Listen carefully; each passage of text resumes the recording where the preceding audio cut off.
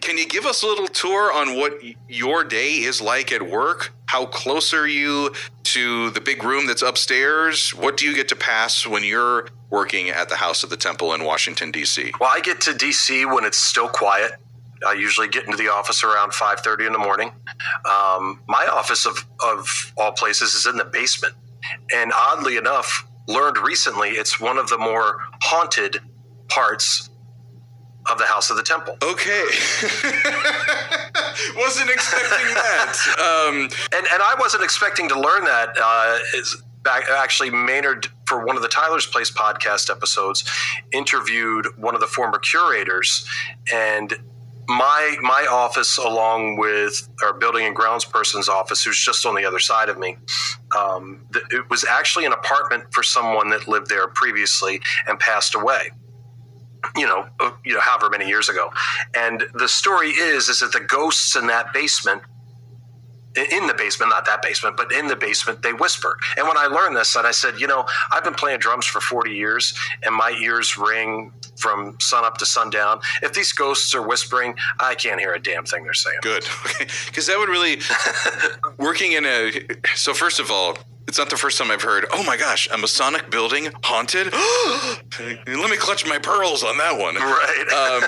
I heard that episode, and when you said that, I was like, oh my gosh, I want to have Maynard come on our podcast to do a Hauntings at the House special Halloween episode to talk about that. But do it kind of like Only Murders in the Building style, where we can like walk around and like talk. Oh, yeah.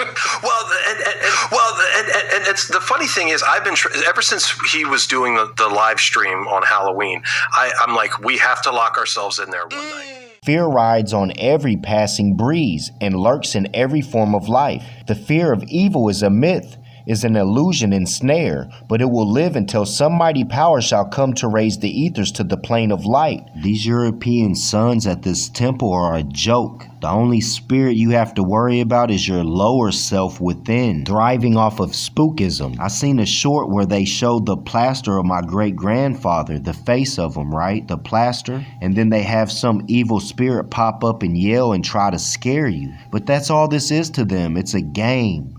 It's all it is a game.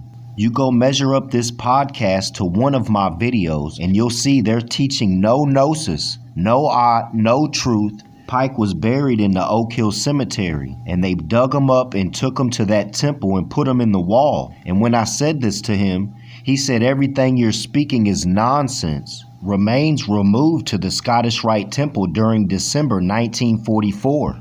Because if Pike was standing in the room with them, he wouldn't speak to me like that. These people is thinking that this is a joke and unreal.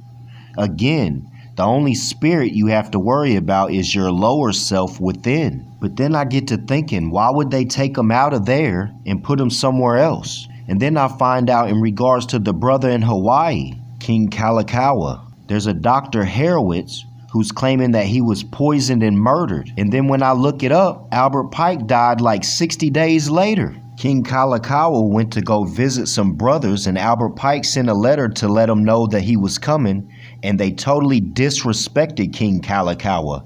And also, Albert Pike said that they disrespected him as well. And then after Kalākaua passed, then United States annexes Hawaii, which means it extinguishes their nationality. So all these people claiming to be honoring Albert Pike are actually the ones that was against him in regards to the northern jurisdiction or the Grand Orient of Spain or France. All of these are traitors that took over. It's called infiltrating. I don't know if these Masons know about this, because they're speaking of haunted spirits and stuff.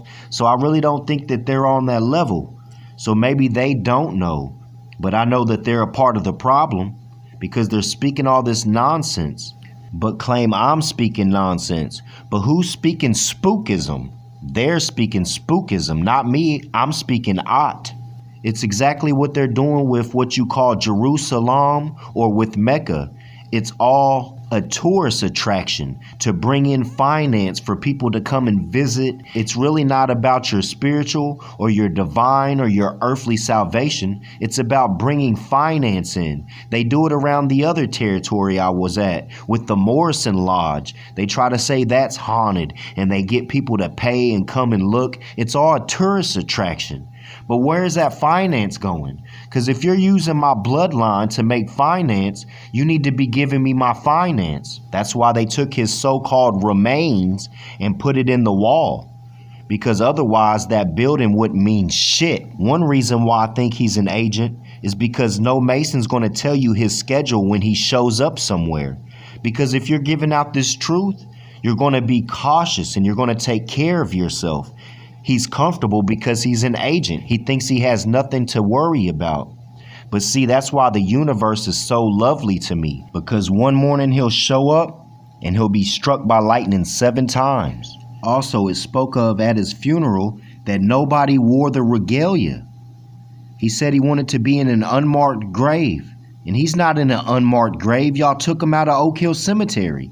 And again, no one wore regalia except for one who was an armed escort from the Scottish Rite consistory. So I have a feeling when me and Dr. Harowitz demand a testing on Albert Pike that he's going to have the same drug in him that Kalākaua has. And then let's see the spookism and the he-he-ing. I'll clear that whole temple out. I leave you in peace and love.